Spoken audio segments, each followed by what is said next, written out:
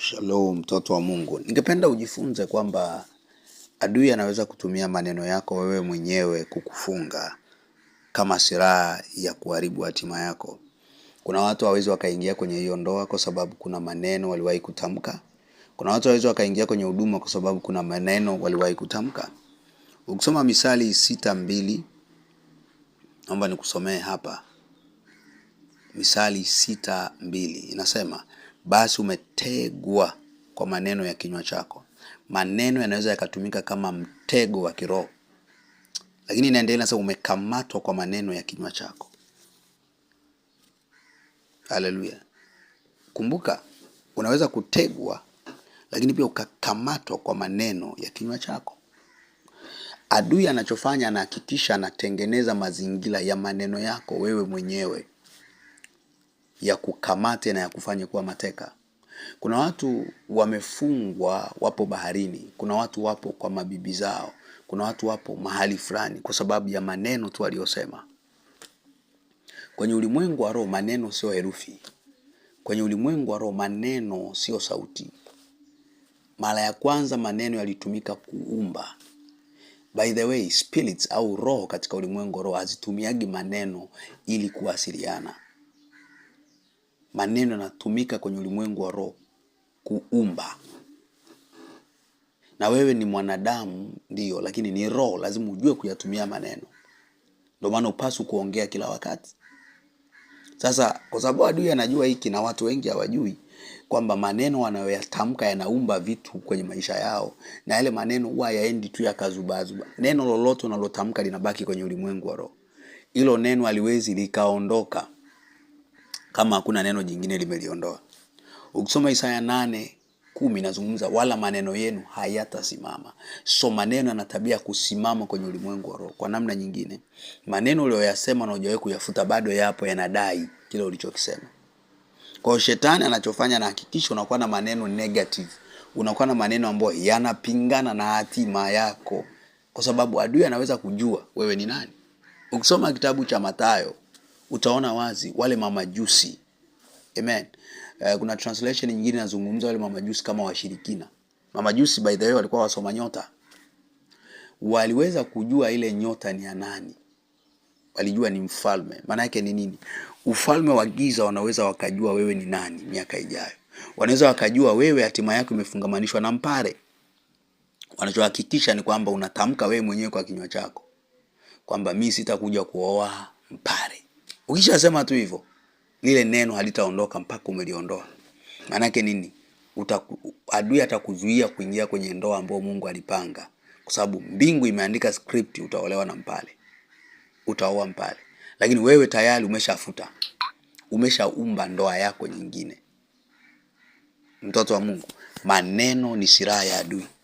Maneno ni silaha ya adui. Maneno ni silaha ya adui kufunga hatima za watu wengi. Sasa anaweza akafanyeje? Cha kwanza, adui anaweza kupanda haya maneno, yani ya kuforce uzungumze maneno kinyume kabisa na maandiko, kinyume na hatima yako, kupitia mawazo. Hiyo ni njia ya kwanza. Njia ambazo adui anaweza kuforce maneno fulani yatamke. Cha kwanza ni mawazo. Sasa ili aingie kwenye mawazo yako, anachofanya anaingia kwenye ufahamu wako na kushika pia moyo wako. Sasa kuna njia tofauti adui anaweza kutumia kukamata ufahamu wa mtu. Moja ya njia ambayo anaweza kuitumia ni kupitia ndoto, hasa kwenye vyakula. Unapolishwa chakula, adui moja eneo huwa anaenda kuvamia ni ufahamu wa mtu. Akiingia kwenye mawazo yako, maana yake ni nini? Atahakikisha kwamba unawaza anachotaka yeye. Hapa ndo watu wanakuwa na tabia za kutaka kuhurumiwa na watu. Hapa ndo mtu anawaza negative tu kuhusu maisha yake. Tatizo dogo amelikuza limekuwa kubwa. Nakwambia kwa sababu mimi kuna sometime huko nyuma nilikuwa hivyo. Tatizo dogo unaona mwisho kabisa, unaona hapa siwezi kuona. Hata watu wakikushauri unasema, wewe hujui tu mimi ninachopitia." Umefunga ufahamu wako na hujui. Kwa mawazo ulionayo wewe ni tofauti na neno la Mungu. Utasikia, utajuaje? Utakuwa unachokisema kinapingana na maandiko. Kwa mfano, Mungu ameniacha kabisa. Lakini ukirudi kwenye maandiko anasema sitakuacha wala sitakupungukia. Mungu anipendi. Lakini Biblia ukirudi inasema nimekupenda kwa upendo wa milele. Alikuandikia wewe. Kwa cha kwanza anaingia kwenye mawazo. Moja ya njia anayoingia kwenye mawazo yako ni kushika ufahamu. Cha moja ni ndoto. Anaingia kupitia ndoto ya vyakula. Anashika ufahamu wako. Lakini njia nyingine ni mizimu ya kwenu. Moja ya eneo ambao mizimu inakimbiliaga ni kwenye fahamu. Kwa hiyo mizimu ikiwa inakutawala, utawaza sawa sawa na mizimu inachotaka. Na namba moja, mizimu kwa sababu ni ya kwenu, inajua watu wa kwenu ni watu wa aina gani. Inakujua wewe, future yako, hatima yako ni nani. Yesu alijua ni mfalme kabla hata hawajamuona. Sisi tunaelewana mpaka hapo. Kwa hiyo mizimu inahakikisha inashika ufahamu wako. Na ikishika ufahamu wako, maana yake utaanza kuwaza kama mizimu inavyotaka. Ndio maana hakuna mahali pabaya pa kufungwa kama ufahamu. Kwa sababu ukishashikwa mawazo ndio maisha yako. Na mawazo yako yakishikwa, maneno yako yatakuwa sawa sawa na shetani anachotaka. Ni maneno ambayo yatakufunga wewe mwenyewe. Mawazo yako yakifungwa, maneno yako yamefungwa. Haleluya. So kuna watu ambao shetani anatumia njia gani? Mawazo yao. Anahakikisha mawazo yao ameyashikilia. Na akishika mawazo yako, maana yake moyo wako pia ameukamata. Kwa huyu mtu akipitia chochote kigumu, sometimes faraja yake haitoki kwa Mungu tena. Hawa ndio watu wanatafuta faraja kwa watu. Anaanza kutafuta faraja. Ameachwa na mme A, akaa wiki 2 tu na mme mwingine. Alafu anaanza kumpost ili amkomoe yule wa kwanza. Kwa nini? Mawazo yake yameshikwa. Kwa huyu ataanza na kutamka, kwa sababu mawazo yameshikwa, ataanza kuongea maneno ambayo yatatumika sasa kumfunga. Kumbuka hayo maneno unayotamka yanaenda kwenye ulimwengu wa roho, yanakaa hapo, hayaondoki. Na wala hutakuwa na akili ya kuyafuta. Kwa hiki ni kitu cha msingi. Nataka watu wajifunze hiki, mawazo. Kitu kingine, adui anaweza kutumia watu. Yaani watu wanakuja wanakusifia kwenye kitu fulani, paka unaropoka. Unasema wewe mwenyewe tu, mimi sijaona kabisa kwenye kuhubiri, sijawahi kuona mtu kama mimi, sijawahi kuona. Sasa hii ni kitu kizuri, lakini shida unazungumza kwa kiburi. Bado unaanza kusema baba yangu wa kiroho bwana huyo hakuna kitu huyo. Hamna kitu huyo. Ni neema.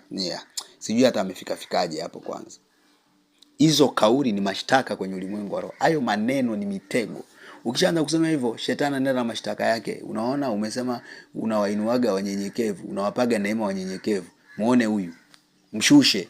Unakuta umeganda hapo hapo. Kinakuwa kifungo chako. Upige hatua tena. Unashangaa miaka inaenda, huduma iko pale pale. Kumbe umeshatamka vitu kinyume na mtumishi na baba yako wa kiroho. Na waliotumika ni watu. Wanakupampu. Ndio maana Biblia nimefuatilia nikagundua hakuna mahali Yesu alisifiwa afa akajibu sawa sawa na ile sifa. Kuna mahali wanamsifia anasema heli tumbo lililokuzaa na matiti ulionyonya. Yesu anasema heli walisikialo neno hili na kuliishi. Kila mahali walipokuwa anasifiwa. Kuna mahali wanamuita wewe ni mwema, anasema mwema ni Mungu peke yake. You see, alijua kwamba sifa ni sumu. Na moja ya silaha ya adui anayoitumia kuharibu watu, analeta sifa. Unasifiwa mpaka unapoteza akili. Alafu baadaye unaanguka. Maandiko yanasema hivi, usidanganyike, mazungumzo mabaya huharibu tabia. Mpaka tabia yako inaharibika, maana yake yale maneno yana influence ya kuharibu hatima yako. Kwa sababu tabia ndo hatima yako. Na tabia ni kitu cha kiroho. Ndio maana maandiko yanasema ajitengenezeaye marafiki wengi, huyo anajiandaa kwa ajili ya nini? Kuangamia. Lazima uangamie tu. Hasa marafiki ambao hawa ni chawa. Wanakusifia kila kitu.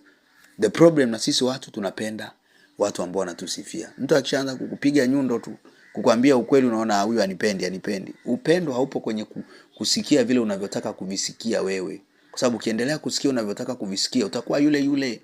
Hauwezi ukabadilika. Utaendelea kuwa yule yule. Kwa lazima ujue hicho. Kwa adui anaweza kuleta watu wakakusifia ili ulopoke maneno ambayo sio sawa. Kumbuka pointi ya kwanza tumesema ni mawazo. Adui anaingilia mawazo yako, unaanza kuwaza vitu negative. Unaanza kuona mimi bwana bora nife tu. Tayari roho ya mauti imeshaingia.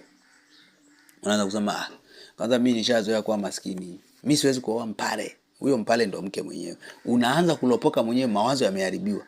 Cha pili ni watu. Haleluya. Cha tatu ni matukio. Yaani shetani anakuingiza kwenye matukio ambayo yanapelekea wewe kulopoka maneno. Kuna watu unakuta ukutana na kukutanisha kabisa na jamaa. Kumbuka hakuna mtu unakutana naye bahati mbaya. Aidha ameletwa na Mungu au shetani. Kwa hiyo wanachofanya ni wanakuletea hapo jamaa mweusi Msukuma hivi. Unampenda, alafu ghafla anakuja na kuacha tu kwenye mazingira ya ajabu na matukio mazito. Alafu nasema kuanzia leo wanaume wote weusi siwataki. Kumbe mwanaume mweusi ndo aliandaliwa. Kwenye ulimwengu wa roho hauombi mme ushapewa long time. Ni swala la kukutana naye tu. Ni swala la kuondoa vizuizi ili ukutane naye. Na Mungu ataandaa hayo mazingira.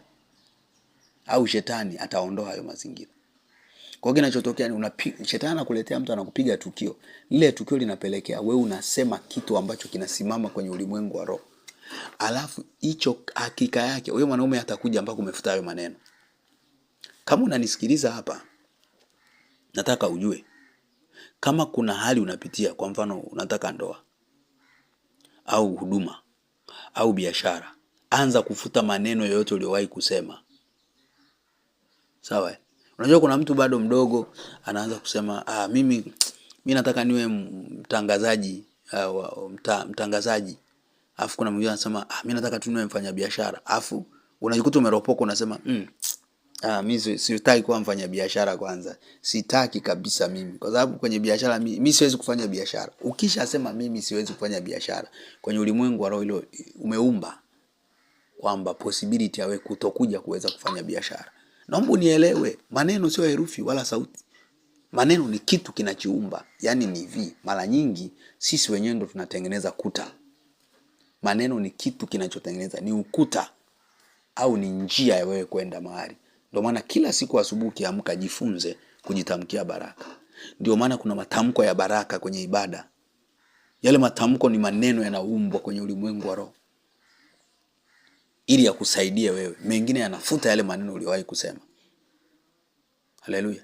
Maana kuna wengine washajitamkia mimi sitaki kuolewa, mimi nitakuwa single hivi hivi. Ukiwa mtoto mdogo umeshikwa akili, unalopoka tu mimi sitakujaga kuolewa. My friend, kama ukumbuki na hujafuta hicho kitu kitakusumbua. Kwa hiyo matukio. Kwa mfano kuna ushuhuda wa mama mmoja aliolewa akiwa na miaka 40 na kitu. Alipata aliolewa akiwa mdogo, lakini alipata mtoto akiwa umri umeenda baada ya kufunguliwa. Yeye alikuwa na wadogo zake wawili mapacha. Kuna siku akawa amejisaidia pale. Walipojisaidia mama yake akamwambia naomba wasaidie wadogo zako wasafisha. Akasema wamejinyea hivi. Mimi hakika mimi sitakuja kuzaa watoto. Mimi sitakuja kuzaa watoto. Alivyosema hivyo, kumbe ilikuwa ni roho. Sasa yeye hakujua. Kuna kitu kinaitwa laana ya kujitamkia. Kumbe ilikuwa ni laana ya kujitamkia. Kuna laana za aina nyingi, lakini moja ya laana nini? Ni maneno. Siku moja anafanywa deliverance, mapepo yanasema huyu yeye mwenyewe ndo alituambia kwamba hataki kuzaa watoto. Kwa sisi tulikuwa tumesimamia hapo. Lini? Akiwa mdogo aliwahi kusema yeye atakuja kuzaa watoto. Ndio siku tuliyomuingia. Kwa hiyo maneno unayosema yanaweza kuwa mlango wa mapepo kuingia. Mimi sitakuja kuolewa na mchungaji. Wengi wanaosema hivyo ndo mama wachungaji.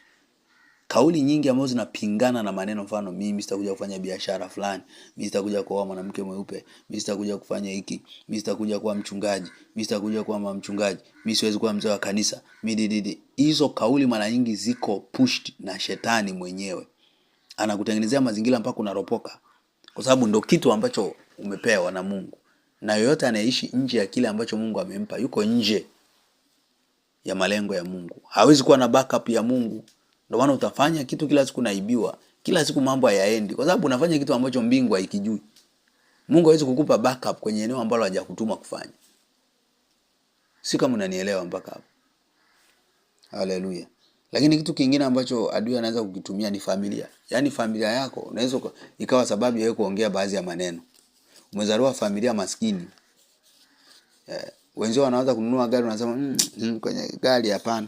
Familia yetu si hatujawahi hata kuwa na gari kwa kweli. Baiskeli inatosha. Hiyo kauli imekufunga kwenye eneo la uchumi, ni ukuta umetengeneza mbele yako. Huo ukuta hauondoki mpaka umeuondoa. Hicho kizuizi hakiondoki mpaka umekiondoa. Kwa kuna watu wanaishi maisha ambayo sio ya kwao kwa sababu ya maneno waliowahi kusema. Sasa haya ni maneno waliyosema wao wenyewe au laana ya kujitamkia. Alafu kuna maneno ambayo yanasemwa kwenye madhabahu za giza kwamba huyu hatafanikiwa, huyu hatapiga hatua. Sio, unanielewa? Madhabahu za giza. Alafu kuna maneno mengine yanasemwa na wazazi, ile ni laana pia. Unamtukana mzazi wako, anatamka kitu, my friend, lile neno ni ukuta. Kama amesema tuone kama utakuja kuolewa, hautaolewa kweli. Na wala sio mchawi. Wengine ni maneno gani ya baba zao wa kiroho. Unapanda kiburi, unamforce anatamka kitu. Ndio maana kuwa makini sana kukosana na watu wenye mamlaka. Haleluya. Kwa sababu maneno yao yanatambulika kwenye ulimwengu wa roho. Yakitamkwa. Ndio maana ngoja nikwambie, unaweza ukawa na baba yako wa kiroho ukamzidi huduma. Yaani ukawa na kanisa kubwa. Lakini nataka nikwambie, wewe ukimlaani wala hiyo laana haigusi. Lakini yeye siku akikulaani lazima ikupige. As long as ina sababu. Maana laana isiyo na sababu haimpati mtu. Laana mbaya zaidi ni ile unajilaani wewe mwenyewe. Hiyo yani hiyo hainaga kizuizi. Yani wewe mwenyewe. Nataka ujue maneno ni silaha ya adui. Maneno ni kitu, it is something in the spirit. Ukuta, unaweza kuwa ukuta, inaweza ikawa ni ngome ukajiwekea mwenyewe ya kuingia kwenye ndoa yako, kuingia kwenye huduma, kuingia kwenye biashara. Kuna mtu ushaye kutamka mimi siwezi kuajiriwa benki. Alafu sasa ndo unasomea hiyo banking.